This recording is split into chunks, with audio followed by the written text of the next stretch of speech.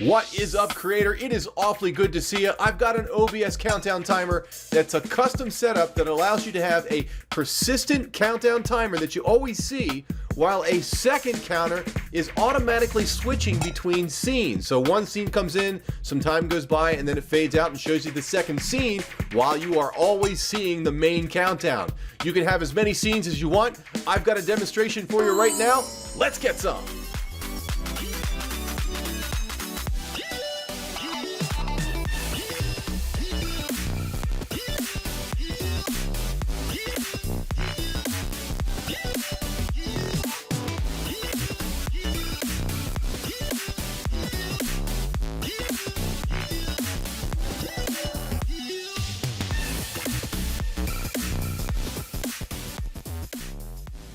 Okay, I used two pieces of software to make this work. One is called the Countdown Timer Stream Timer version 2.2. It's a standalone exe file. It's a tool that creates a dynamically generated text file that you reference in your text source, okay? And that's what creates the countdown timer. And the ability to cycle your scenes based on a time increment is done through something called the source switcher version 0.27. And I did make a video about this, and I will reference it at the end of the video along with a video on the countdown timer as well.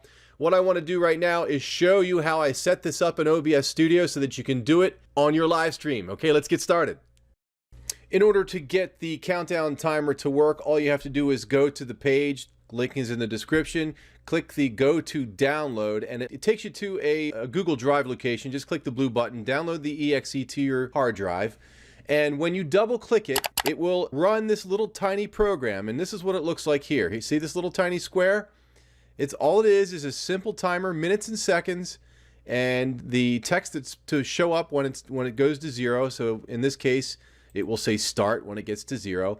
The minute you click the start button, okay, it generates a timer.txt file in your downloads folder. So while I'm in OBS, I'll show you what I've done here. Let's go to the demo here real quick.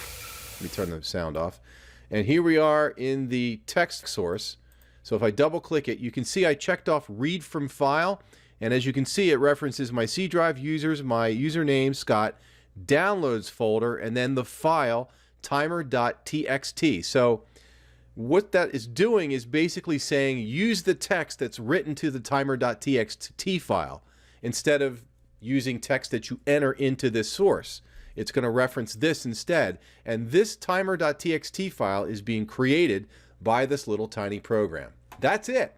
Okay, so it's a really simple tool that provides a very simple and easy countdown timer. This is very similar to Snaz. If you're interested in seeing what Snaz can do, go right here and check it out. I've got good news if you're a Mac user. There's a program called My Streamer Timer by Refactored LLC. It's got 5 stars. It's 100% free, and you can download it, and it will do the same thing as Snaz. Yeah. Okay, so that's how that works. And the second plugin that you have to install is called the source switcher. And when you click the white button in this one, link is in the description, click the white button and choose what operating system you have. Most people will either have a Mac or a Windows. I have Windows. I click the download.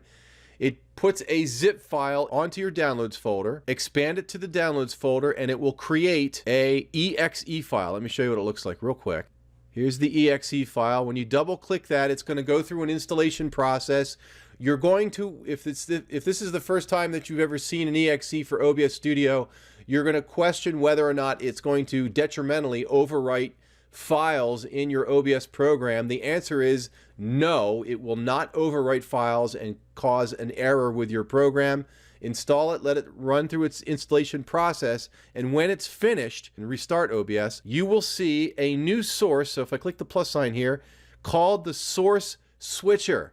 And that's what you need to cycle the individual scenes. This thing says source switcher, but it actually will also cycle scenes as well. So that's the installation summary of these two pieces of software. Now I'm going to show you how to create the individual sources and scenes to get this to work. Here we go. Putting all the pieces together is really easy at OBS Studio. First thing you have to do is put the scenes together, which is pretty easy. Again, you can do as many as you like. Just make sure that when you name them in such a way that you can remember them easily, because putting together the final scene that does it all here. This one's called Countdown. If I click it, when you go into the source switcher, you have to manually enter the names of the scenes that you want to cycle through over time. So for example, if I click the plus sign here, it doesn't give you a drop down. You have to actually name the scene, and that's what I had to do to enter scene 1 and scene 2. I had to manually type that in. So if let's pretend I had scene 3, I'd have to type in scene 3. It doesn't give you a choice. It's just the way it works. Upon you entering the scenes in, all you have to do is click the time switch and designate the duration. 1,000 milliseconds is 1 second. So in this case, I've got 10,000 milliseconds, which means that it cycles every 10 seconds. Some of you may be asking, hey Scott, how do I add a song to each scene so when the scene automatically switches, so does the song? Well, unfortunately, you don't have the ability to change the time based on each scene that's viewable. In other words, scene 1 is paused for 15 seconds, scene 2 is in view for a minute. The software does not give you that kind of control, not yet at least. Would be a nice thing to have down the road. So that means that the only way to do what you want to do in regards to music is to make sure that the song lasts as long as the duration setting. So for example, if you wanted the song to last for 1 minute, that would be 60,000 milliseconds so that you get 60 seconds, all right? So that's how you would accomplish that. If you don't want to add individual songs per scene, all you have to do is add one song to the primary scene that contains both the source switcher and the countdown, okay? If you have any questions about this, please put them in comments. I read all the comments, and if you have any ideas for any software that you want me to do a tutorial on and it matches the show, I'll certainly give you a shout out, so feel free to do that as well.